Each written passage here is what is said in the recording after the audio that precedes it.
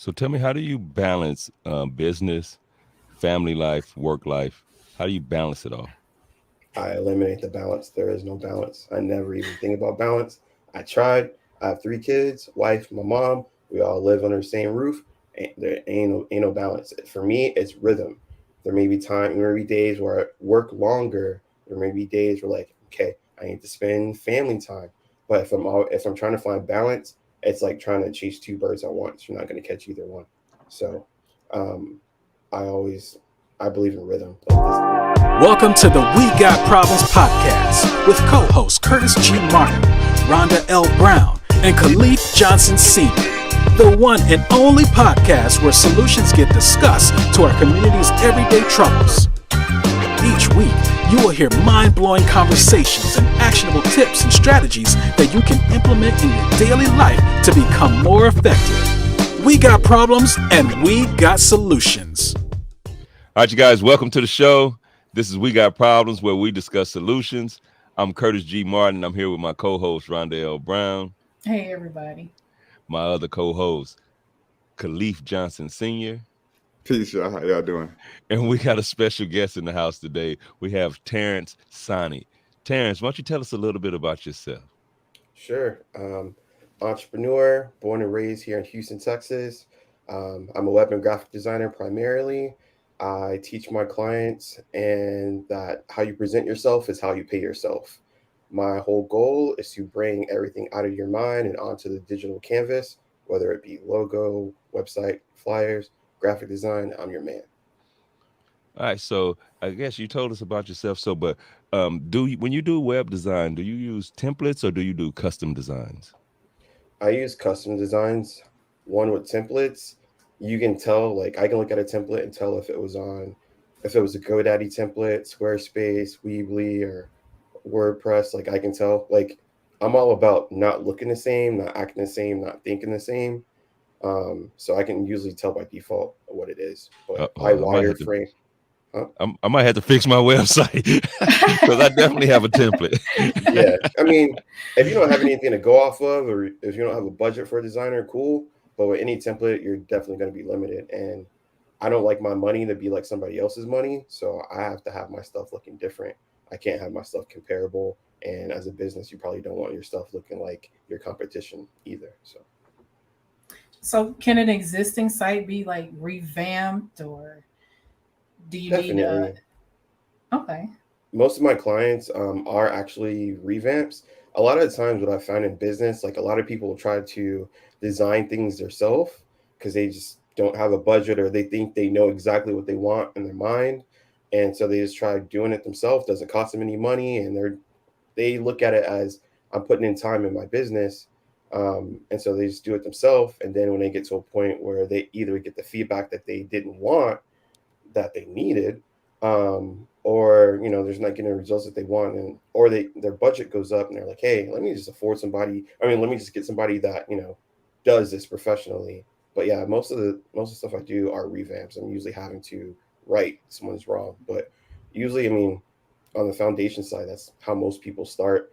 Um, but the thing is, like, if you're busy designing your site, you're not busy working on the stuff Okay. that your site's about. So So going into the next question, how long does it take you from start to beginning to build a website? as long as I have all the information or I have a clearer vision of the picture in my mind, I would say for website or like a landing page. A website, Website. designing a website, yeah. Okay, so say like a website is typically like 4 or 5 pages. I would say take me about 3 to 4 days. I wireframe everything, so it's like I put it on like a blueprint, pretty much like a slideshow kind of thing. I Mhm. piece it up together like that, send it to the client. And when the client approves, then I actually build out the website. Because if I build out the website from the beginning and they have some adjustments or alternative ideas, then it's going to be a lot harder to build out the site. So I build a mock up site first. How about logos? Do you create logos, and why is a logo important? I was actually working on a logo before I jumped on this.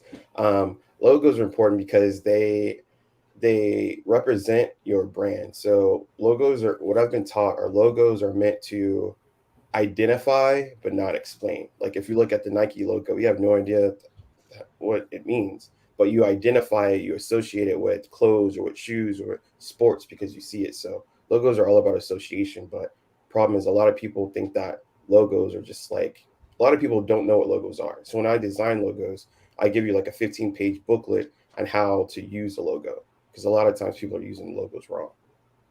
Oh, wow.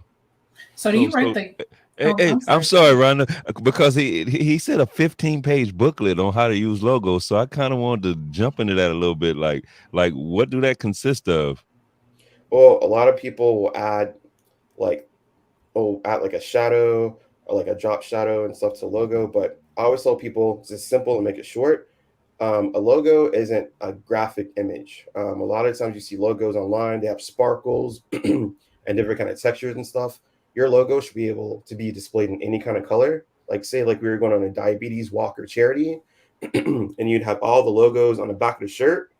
Those are actually logos because you can put those logos in one color. But a lot of times, like with logos you see online, they have different gradients and sparkles and all that stuff, and it can't be transferable to certain kinds of colors and all that. So a lot of people just don't know what they're doing. They just think it looks cool and it'd be great as a shirt design, but it's not a logo. So when you're doing the websites, do you write the content, or is that something that the client has to come with? Typically, I don't write the content. I do have a couple copywriters under my belt just in case, it comes to that. But typically, like whenever I create a website, everything on the back end is essentially automated except for the design and the actual initial discovery call.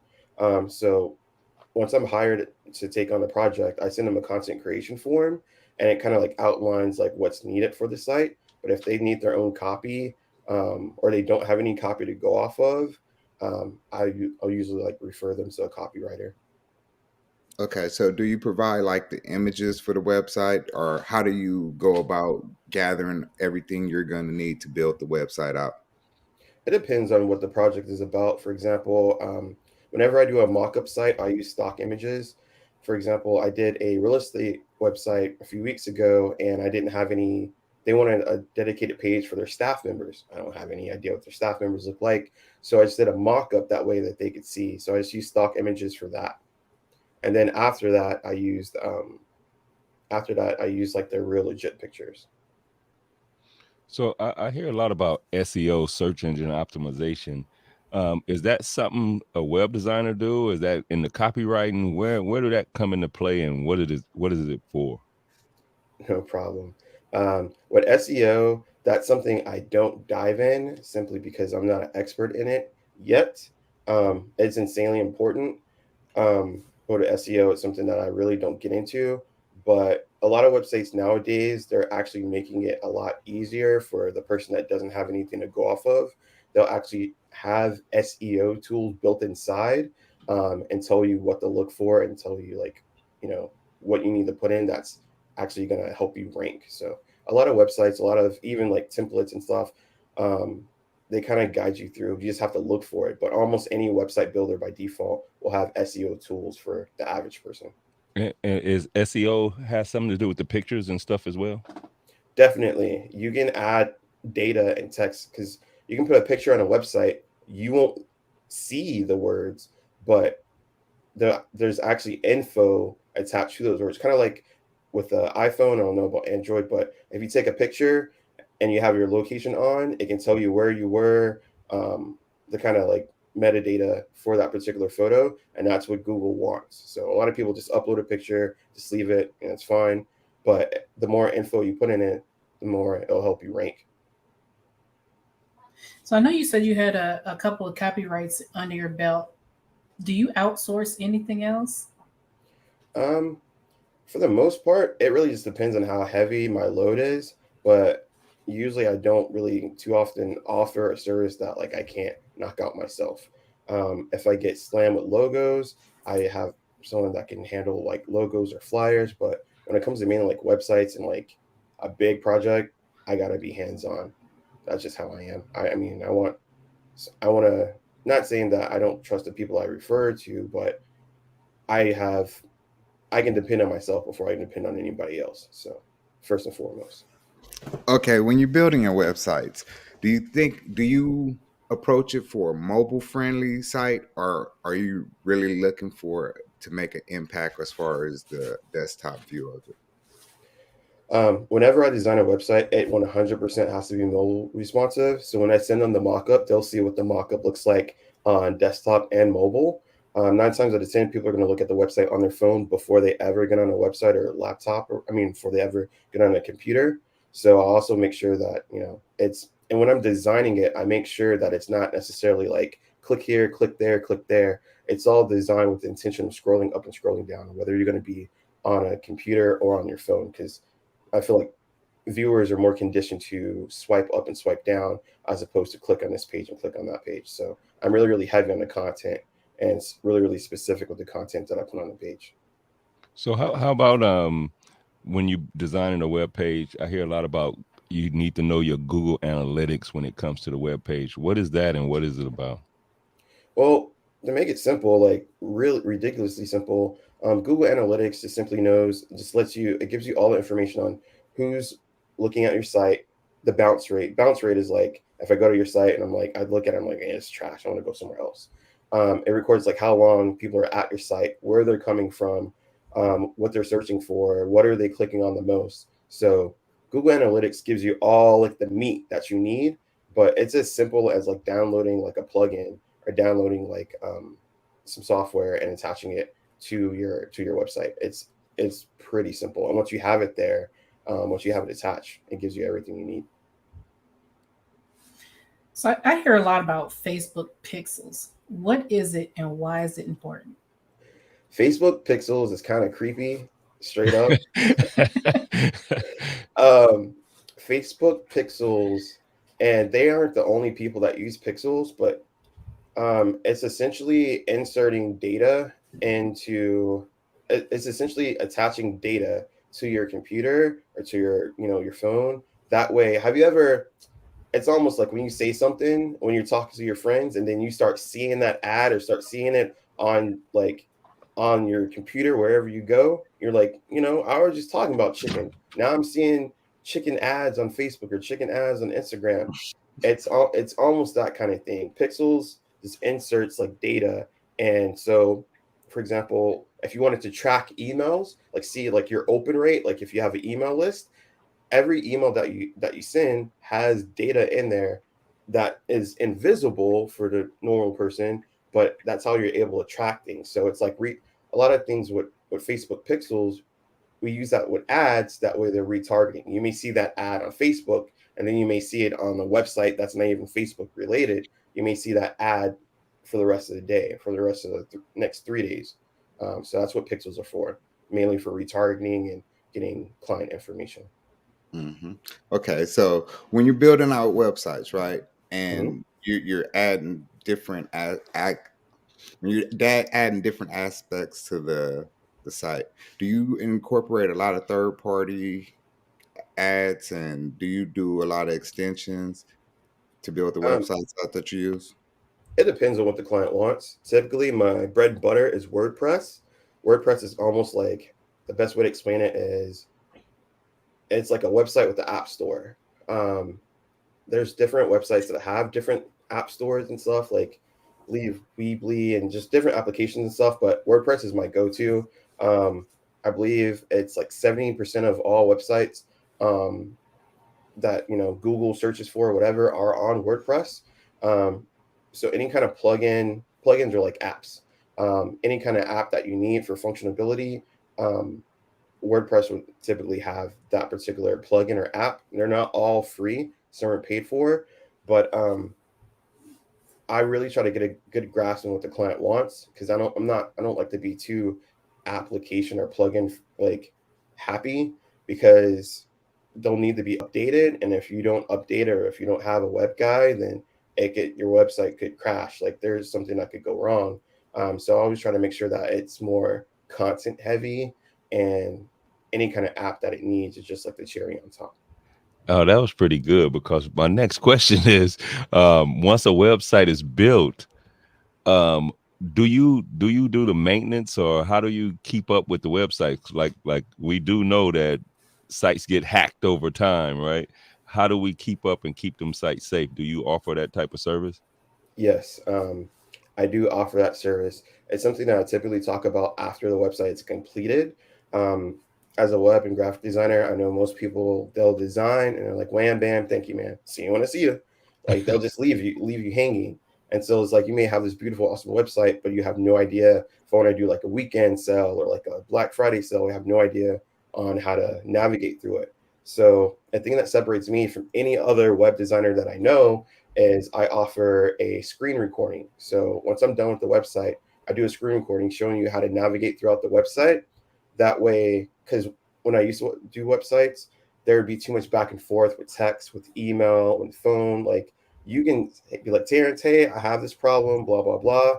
And you can think I know what you're talking about, but until I see it, we aren't going to be on the same page. And usually when things go wrong, they go on YouTube.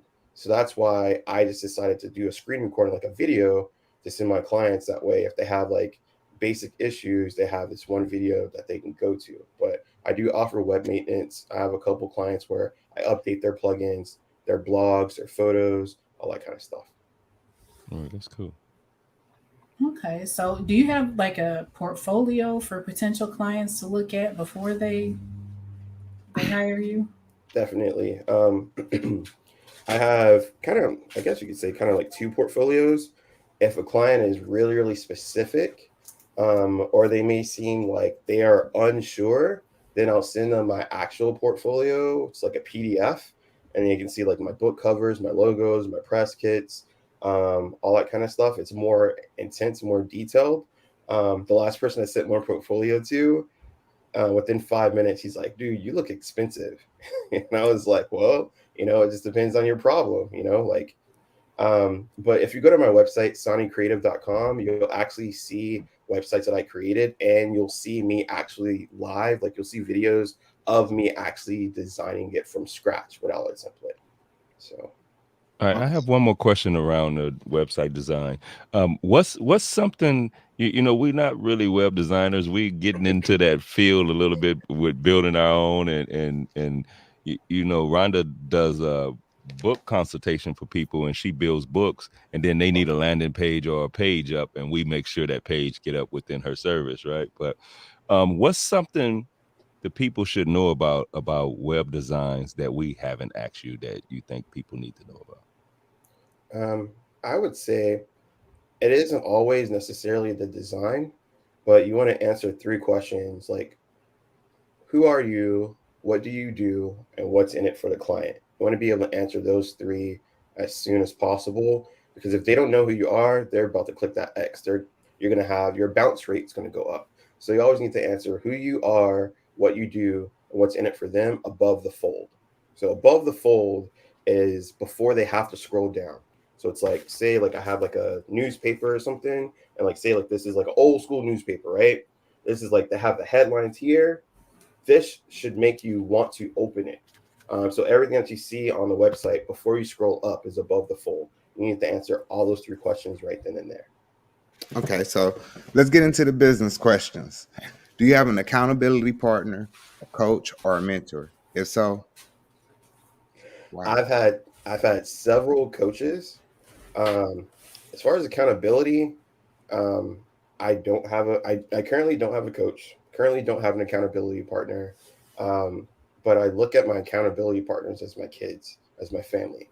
I think those are kind of like the best because if you're going without, they're going without. So you have to look at their faces. You have to look at their emotions. You have to pay attention to how they move and what they're saying and how they're saying and why they're saying that. I think that's the best kind of accountability that you're going to have. Sorry, So that may have been a weird answer. No, that's good. That's good. yeah, that was good. So did you start a LLC, a S corp, Yeah, and LLC. is it in a trust? No. Yeah, we've learned about these trusts, right? Our last guest actually, she has a couple of trusts, and what we've been learning is you want to have your stuff in a trust to where once everything is said and done with your life, right? Hmm. Your family can keep going, and your stuff won't end up in probate, and they're selling your stuff off when you had a structure that you really wanted. We need to put it in the trust. But all right, so our next question is, when you were looking to get into the field that you're in and the things that you do, did you do any market research and complete a business plan? No, my market came to me. My market slapped me in the face. I didn't, yeah, straight up. Like, I didn't initially plan on doing web and graphic design. I just knew how to do it.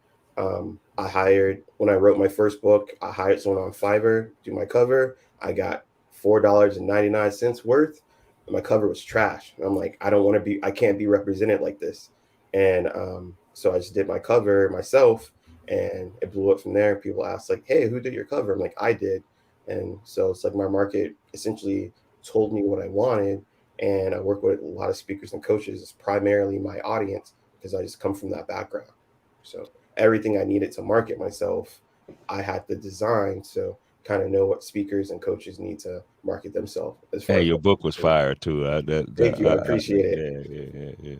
Okay, do you see a space for young entrepreneurs in your field? If so, if not, do you see yourself creating one for them? Um, I feel like there's definitely space for web and graphic designers, young ones, but I don't feel as if there are a lot of African American ones, a lot of people of color.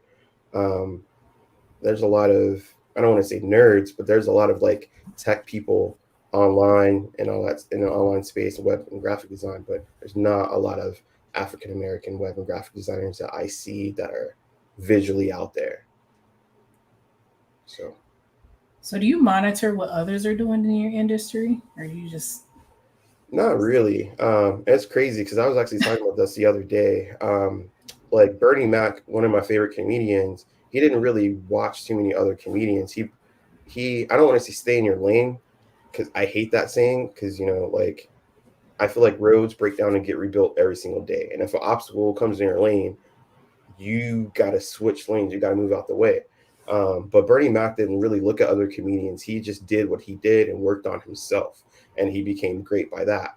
I feel as if like when I look at other people, it's good to get inspired and stuff, and have influences, but like I keep them to a minimum because I don't want that to dictate how my approach is going to be in business or with my web and graphic design. I feel as if knowledge is meant to be shared, not contained, but I don't want to do the same thing as somebody else because as a visual designer, I can't afford to look like somebody else or come from an angle of somebody else.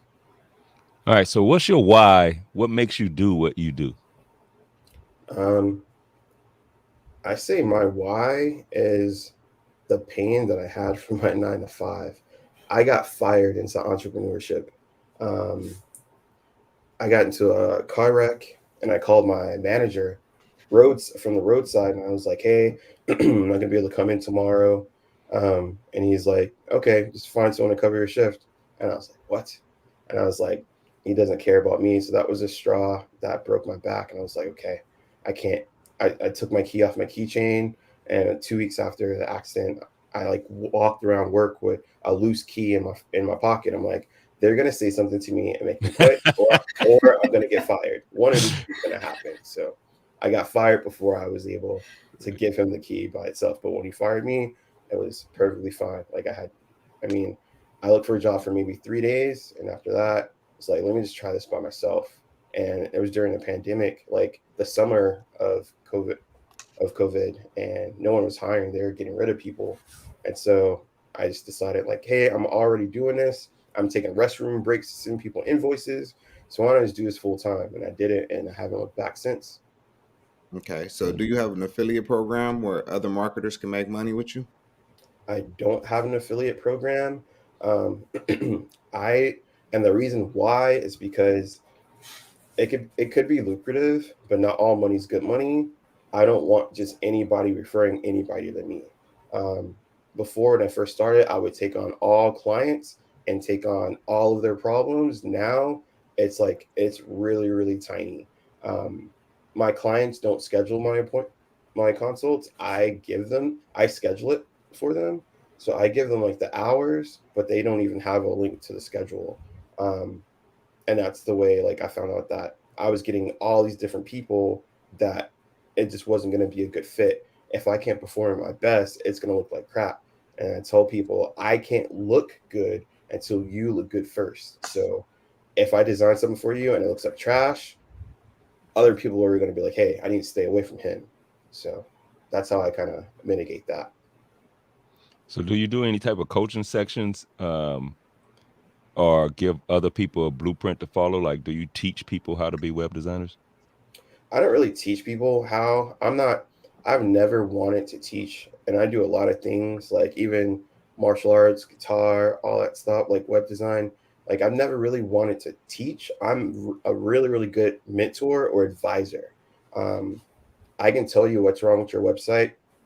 Like all I got to do is look at it for like a minute, and I can spend an hour plus telling you what's wrong with your website because I've studied them so long. So I'm very, very good at giving advice, but I don't want to teach because I feel like you can't really teach art. Everybody's going to have their own perspective. They're going to look at it differently. That's why when you watch a movie, people leave with different perspectives and different ideas. It's art. So I don't feel like, I'm not saying it can't be taught, but I feel like you're kind of pushed into a corner. Your back's up against the wall for sure whenever you try to teach something that's natural and free. So I kind of feel like art can be judged, but web design is all web designs look different for the most part if you aren't using templates. So that's not really something I want to teach. I'm really, really good at just advising. So do you consider yourself a solopreneur? I know you said you have a few people, but I guess you could say so, yeah. I've never, I don't really know if I'd want a gang load of employees. If I did, I probably wouldn't want any more than like five. Um, I like being, for now at least, I love what I do. So it doesn't really feel too much like work. I just get paid to do something that I love. Someone the other day, like I could look at fonts for like hours and just not get bored. And that sounds probably like nails on a chalkboard to other people. Doesn't bother me at all.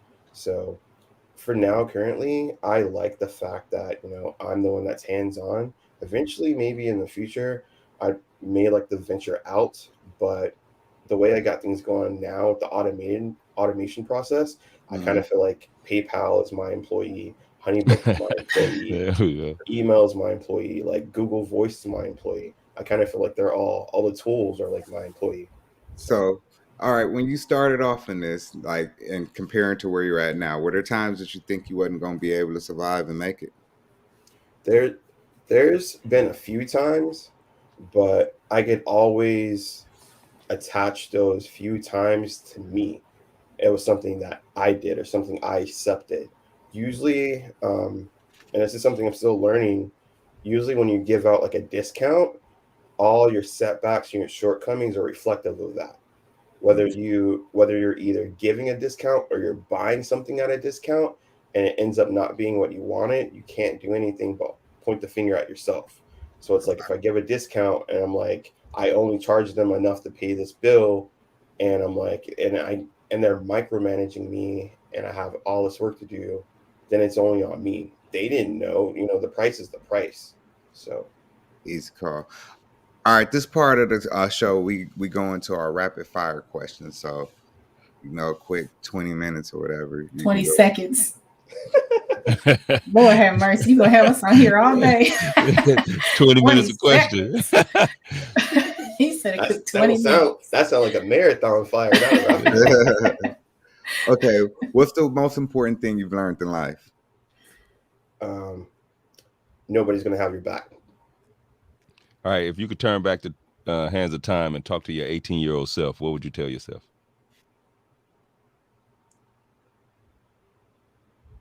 Don't go to school. Oh, So if you could sit down and have a conversation with someone dead or alive, who would it be and why? Nipsey Hussle, 100%. When I wrote my second book, I literally dedicated it to him. And within, like, I wrote my book, wrote my dedication, less than 24 hours, he was dead. Wow. Like I wrote my book 85% listening to his music. And then as I was thanking him, he died like less than 24 hours later. All right. 100% would be Nipsey. All right. People always say you should invest. What are some of the assets you invest in and why? Crypto and stock.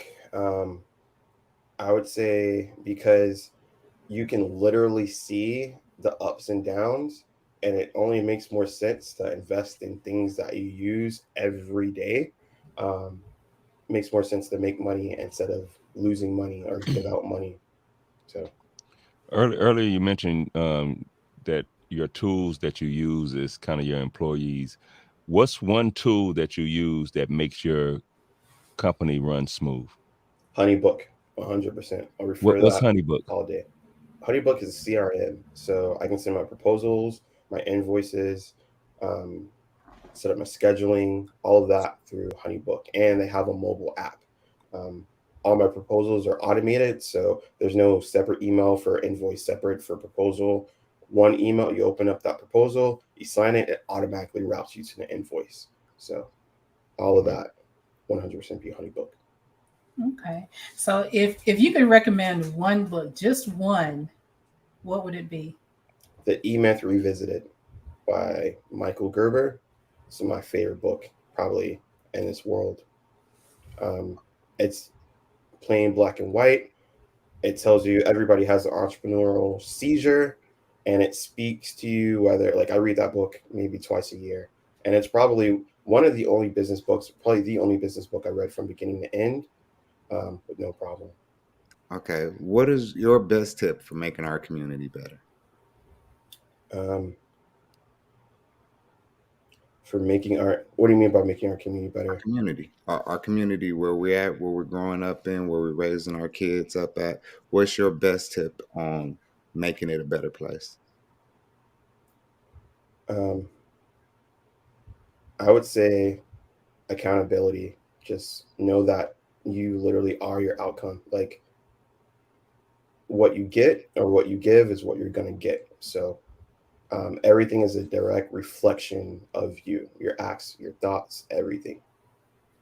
Hey, I like that. He said, "You are your outcome." That's the name of his book, y'all. So just so y'all know, It's true, man. yeah, Like I like that. That if was pretty good. if you're broke, if you're arguing, if you're mad, like you got to think about it. Like, were you the one to raise your voice first? Is there something that you did wrong? Like, maybe it was just me, but like I could always hold myself accountable. Like, hey, Terrence, you should have done this. You should have done it. Next time, do this. Next time, do that. Like, if I'm gonna get on somebody, it's because I got on myself first. So now it's like full gamut, but I'm always gonna hold myself accountable first. So tell me, how do you balance business, family life, work life? How do you balance it all? I eliminate the balance. There is no balance. I never even think about balance. I tried. I have 3 kids, wife, my mom. We all live under the same roof. And there ain't no balance. For me, it's rhythm. There may be there may be days where I work longer. There may be days where like, okay, I need to spend family time. But if I'm trying to find balance, it's like trying to chase 2 birds at once. You're not going to catch either one. So, um, I always I believe in rhythm. Like this, certain times of the day, I was able to knock this out quick, so let me go downstairs and spend some time with my family. Or, like so it's all rhythm to me. Okay, cool. So how do you celebrate your wins? Celebrate my wins by it's gonna sound crazy. I have time to myself. Like I'm an only child. One thing I like to do is float. It sounds weird, but floating is essentially it's a deprivation tank, sensory deprivation tank. Essentially, you're in the box. It's filled with salt water and salt, and and it's closed. So imagine like it's gonna sound crazy, but like a coffin that's filled with salt and water. The temperature of the water acclimates to your skin, so you can't feel that you're in water. There's no sound. There's no sight. There's no nothing. So it's like you're essentially just like floating on water, but you can't feel the wetness, you can't feel anything. So, and it forces, since your senses don't have anything, it's like you can't hear anything, they get confused. So it forces you to kind of trip out and face anything that's going on in your mind. So I mean, that's a gift to me. That's dope. I like that one. Okay, here comes the important part. How can the people find you? Where can they locate you at? Sure. Just go to sanicreative.com. It's SANI creative.com, and you'll see everything. You'll see my TED Talk, you'll see my books, you'll see my work, all that stuff. All right, cool. What's one thing you want to leave the people with before we get out of here? I would say lead with love, not with money.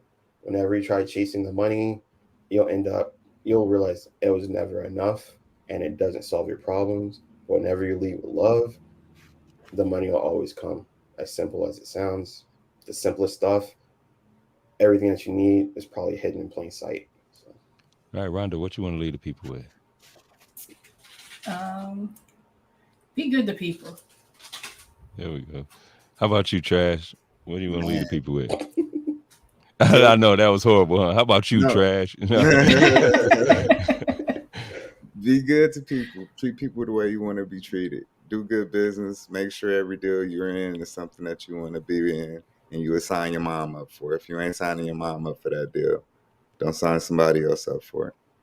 Hey, I would say, hey, we design our life, right? So I think everybody should have a website, no matter if you just let that be your resume, almost, so to speak, right? Like everybody should have a website. And if you're looking to get a website, y'all get with Terrence Sonny. He can work with you. He can give you a consultation, get you on the right path to getting your design out there, something that'll represent you, your family, or your company, or your business. And you guys, this is We Got Problems, but we also have solutions, and we out.